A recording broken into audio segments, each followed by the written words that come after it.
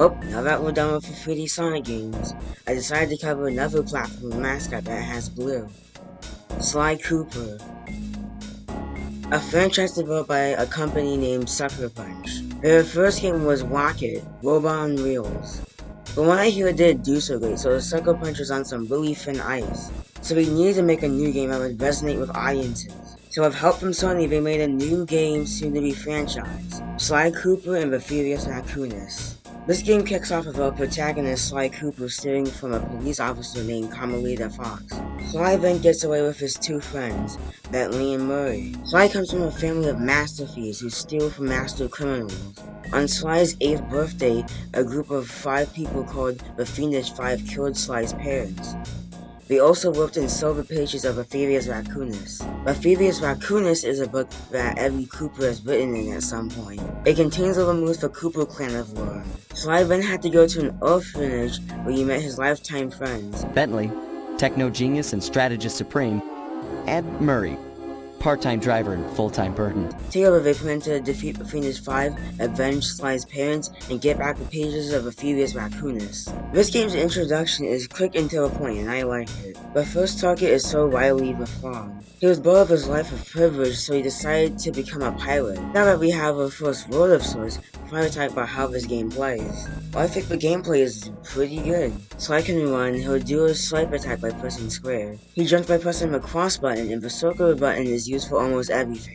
Then hit the circle button to grab it. Yeah. Relax, Bentley. I live for this stuff. So jump and hit the circle button to land on narrow spot. Sly's a very agile character, which makes controlling him very fun. Though it also plays a part in him being fun is the level design. This game takes full advantage of Sly's mandatory abilities.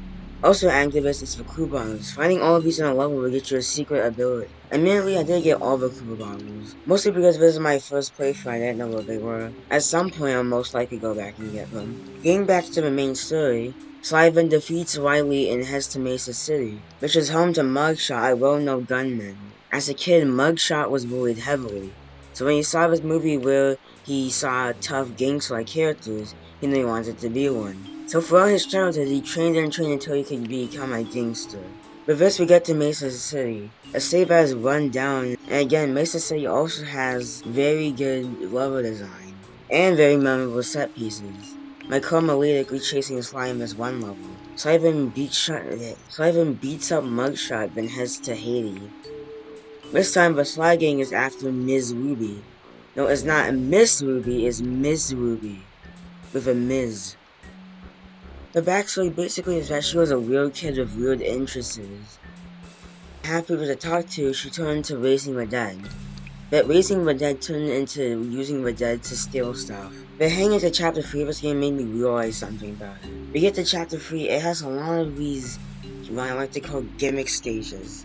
I call them gimmicks and not alternate play styles because, being honest, these have the complexity of a Mario Party minigame. Now, saying gimmick stages and plays were all bad. I don't really think that were all bad. But, I mean, they're not really good either. So it's like collecting chickens or shooting enemies while Murray tries to go get a key. With this stage where you shoot crowds, but you have to shoot these chests open. Now, you might say I play the adventure games for its multiple playable characters. The difference is that I mostly had fun with most of those gameplay styles. But I don't really think Sly 1's gimmick stages are really that fun. Well, getting back to playing this game, I think it looks amazing. This game goes for what the developers call toon shading, which makes it that this game would feel out of place in an American cartoon, or even an American comic book. Even with the slight hiccups that they did with the Sly collection on PS3, I still think that this game looks great in widescreen. After the Sly kicks Ms. Ruby's teeth in, the Sly gang heads to China, where the next target is the Panda King. The Panda King was born into poverty and enjoyed watching fireworks, so he attempted to make his own fireworks, but because of his status and shabby clothes, he was driven away, and because of that he used his fireworks to terrorize towns. Also, now that we're in the... Would you look at that? A fireworks show! Oh my gosh, that's awful! That poor village just got buried in freezing snow! The rocket came from that giant statue. And you can bet the Panda King lit the fuse. I've got to find my way up there and fast before that lunatic squashes another town. Yeesh, game shows immediately that the Panda King isn't messing around. This is when Sly starts taking the threat of the Fiendish Five seriously. For the other three, Sly didn't really seem to like he cared about the crimes they committed, other than they killed his parents. But when the Panda King buries an entire town in snow, he really seems to care now. Now he doesn't only want revenge for his parents, but for the other victims that lost their lives to the Panda King. While we were talking about Sly's changing characters, why don't we talk about the main four characters of the Sly Cooper series? Look, doing segues are easy. First up, we got Sly himself, who I think is a really good character. He's just a character that's hard not to root for. And he's hard not to root for because, well, he really is a character. He's very witty but gets serious when he needs to, and he's also cocky, which leads to his downfall. Bentley is a highly intelligent and germophobic character, who isn't an optimist but a realist. His interactions with Sly are hilarious. Then hit the circle button to grab it. Yeah. Relax, Bentley. I live for this stuff. Yeah, and that's what worries me. Sorry, Sly, but this is one mission you will have to accomplish without me. You don't believe in ghosts, do you? Sure I do. My scanners have picked up verifiable paranormal activity. But that's not the problem. This swamp is oozing with disgusting mold and bacteria. Suck it up, Bentley. We got work to do. Sly, come in. Sly, do you read me? Yeah, I read you. Loud and very loud. Astonishing! All my calculations led me to believe you had failed to knock out that generator. Never was good at math. Well, here's a real test for you. I found a way up to Raleigh's hideout, but unfortunately, it is doomed to failure. You're not gonna tell me I have to shoot myself out of that cannon. I'm afraid that's the only way. Now you're talking. You're really scaring me, man. Murray, as told by Sly, is a part-time driver and a full-time burden. He doesn't really do much, and the most noteworthy thing about him in this game, without bringing up the ending, is that he was gonna be a bisexual character.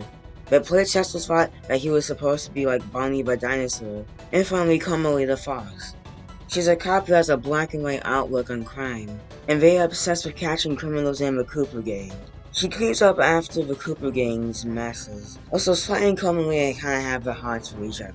Freeze, raccoon! How can I freeze when my heart warms at the very sight of you? I honestly think this game and this entire series have a strong cast of main characters, and I'm excited to see it grow and change in later games. Speaking of change, guess it's about time we fight the Panda King, but not before we hear this amazing line. That was my plan at first, but now I'm more interested in putting an end to your avalanche extortion racket. Why should you care if I bury a few worthless village in snow? You are a thief, just like me. No, that's only half right.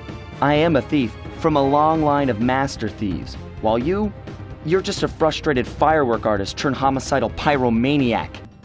Actually, I haven't really talked about the bosses yet, have I? Well, all of them together were really mad. Riley's fight is him eating what I'm assuming is flies and going to crush Sly. Mugshot's trying to shoot Sly with guns, so you have to redirect these meteors at his guns, which somehow make it so that you can't use them anymore. Did they just run out of ideas? Miss Ruby's is basically a rhythm game, but I swear you gotta mash the buttons. And if you don't, the input won't come out. The Panda King is the best by far, but you have to watch his attack patterns and hit him. And with the Panda King's defeat, we get to the mysterious last member of the Fiendish Five. And this is by far the least fun word in the game, not gonna lie. But just because that this word has 6 stages. And 4 of those 6 stages are gimmick stages. And the fact that you factor in that these mechanics are even ankle deep makes these pretty boring. Although story-wise, this ending feels very climactic, with him entering the base with the turns gained by the Panda King's piece of the thevius racconus. After that, Murray has to get 30 of these things in the Cooper van. Then it's revealed that Carmelita has been kidnapped by whatever this last member is. I'm guessing she got captured while trying to follow the Cooper gang. When Sly tries to save Carmelita, he gets knocked out by knockout gas. So Bentley then has to go prove his intelligence and save him. Once he does, Carmelita has to back him up as Sly gets his king back. Oh, by the way, a werewolf falcon stole it. Sly then has to climb this tower thing to get Carmelita's jetpack before the tower goes into the lava. Then the final boss, Clockwork. I really didn't mention his backstory because he doesn't really have one. He's been around for a couple thousand years, and he's had a grudge against the Cooper family for a while now. He hates them so much and wants to see them eradicated off a planet that he made his body a robot body, just so that he can keep on trying to kill the Cooper family. Although it is kinda implied that he's been trying to become the best thief that ever lived, so he's been trying to kill the Coopers. Yeah, that's pretty lame. I also like to think that at this point he's hated the Coopers for so long that not even he remembers why he hates them so much. I think Clockwork is a cool villain, not great, but a good villain. His boss fight is really disappointing. Because, is my favorite, the gimmick stages, and it's about as fun as the other gimmick stages. Kinda sucks that gameplay-wise, that Code of Heart is pretty weak. Because the game and this chapter, story-wise, is pretty good. But hey, at least the last cutscene is good.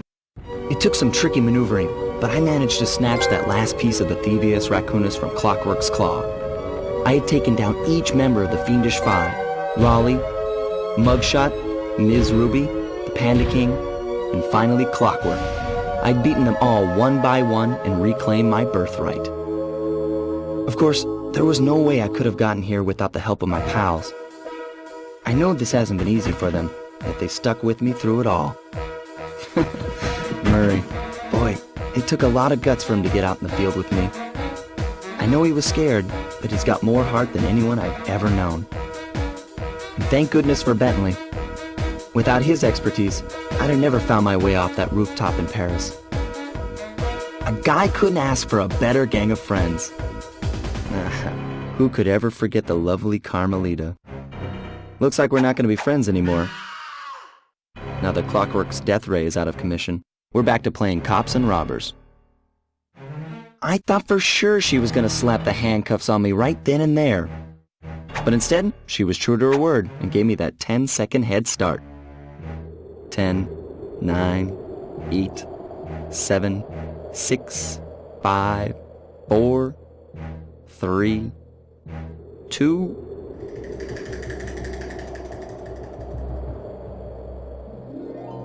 1.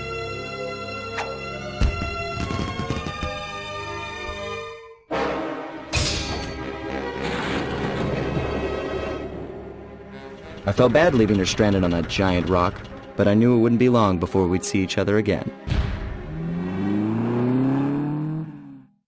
This ending scene is pretty cool. Murray becoming more confident and less afraid, and now Sly has even more respect for Bentley and especially Murray. Also, the kiss was pretty funny. Well, what else can I say? This game was pretty cool, with a cool story and an overall great cast of characters and great gameplay, but being flawed because of the many gimmick stages. But we're excited to see how the sequels turn out. See you guys when we review Sly 2, Band of Thieves.